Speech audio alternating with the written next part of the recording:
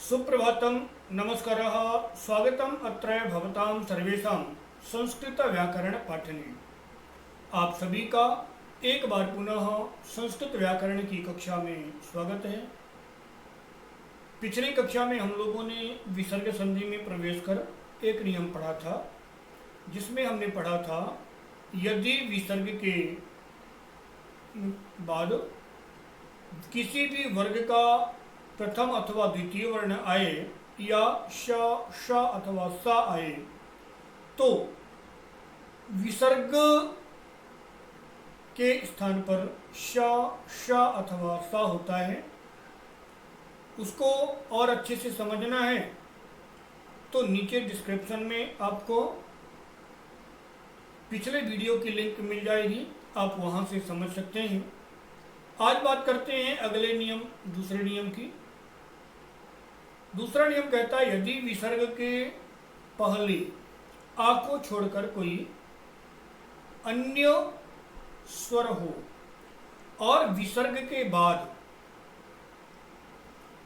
किसी वर्ग का तृतीय, चतुर्थ अथवा पंचम वर्ण हो तो या फिर कोई अंतस्थ व्यंजन हो, अंतस्थ व्यंजन या व रा ला अथवा कोई ह आए तो कोई हा माने हा तो विसर्ग के स्थान पर रेफ होता है।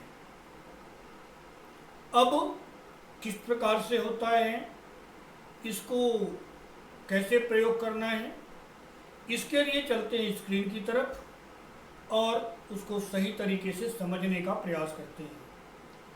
इससे पहले एक निवेदन यह जरूर है कि वीडियो को अपने मित्रों को अवश्य शेयर करें,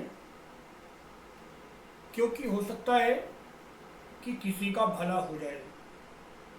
लाइक करना या ना करना वो आपकी व्यक्तिगत बात है, इस पर मैं कुछ नहीं कहूँगा, लेकिन शेयर करने के लिए इसलिए कहूँगा कि आज विसर्ग संधि ही दूसरा नियम कहता है यदि विसर्गात् पूर्वम आकारं विहाय अन्यः स्वरः भवति तथा च विसर्गात् परं वर्गस्य तृतीयः, चतुर्थः अथवा पंचम वर्णः अथवा अंतस्थ वर्णः अथवा ह आगच्छति तर्हि विसर्गस्य स्थाने रेफ भवति। अर्थात यदि विसर्ग के पहले आ को छोड़कर कोई अन्य स्वर हो, यानी आ की मात्रा के अतिरिक्त कोई अन्य मात्रा है और विसर्गात् परम, विसर्ग के बाद वर्ग का तृतीय वर्ण हो, तृतीय वर्ण यानी ग, ज, ड, द, ब, चतुर्थ वर्ण हो यानी घ, झ, ढ, ध, भ, पंचम वर्ण हो अंग, ञ, ण, न, म, अथवा अंतस्थ व्यंजन, अंतस्थ व्यंजन यानी य, र, ल, व, ये चार, अथवा ऊष्म व्यंजन में ह, ये वर्ण आते हैं, यानी 15 वर्ण आए तो इन 15 वर्णों के आने पर विसर्ग के स्थान पर रेफ होता है, यानी अर हो जाता है। उदाहरणार्थ निहि और गमन, विसर्ग से पहले ई की मात्रा लगी हुई है, अतः विसर्ग और विसर्ग के बाद में तीसरा वर्ण यानी ग आया है तो विसर्ग का रेफ हुआ और शब्द बना निर्गमन। इसी प्रकार से निहि और मम, विसर्ग से पहले ई, विसर्ग के बाद म यानी पंचम वर्ण, तो विसर्ग का रेफ हुआ और नया शब्द बना निर्मम।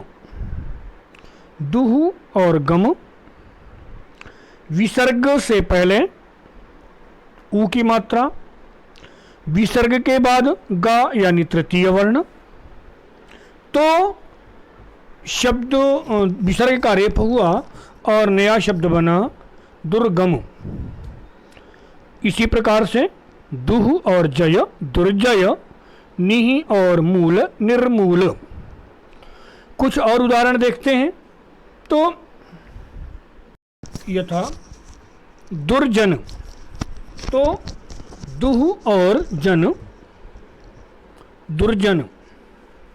इसी प्रकार से निर्जन, संधि तोड़ेंगे निह और जन, मतिर मम, मति ही और मम।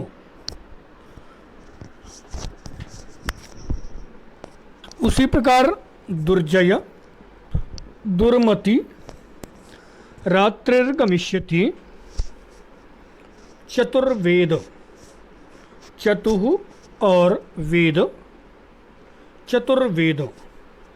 व अंतस्थ वर्ण है, अतः विसर्ग का रेफ हुआ और चतुर्वेद ऐसा बना। अब नीचे जो अन्य उदाहरण बचे हुए हैं उन उदाहरणों को, विच्छेद युक्त शब्दों को संधि और संधि युक्त शब्दों को विच्छेद करके कमेंट बॉक्स में डालेंगे तो मुझे भी लगेगा कि आपने पढ़ा है और आपको समझ में आया है। आज के लिए इतना ही। वदतु संस्कृतम, जयतु भारतम।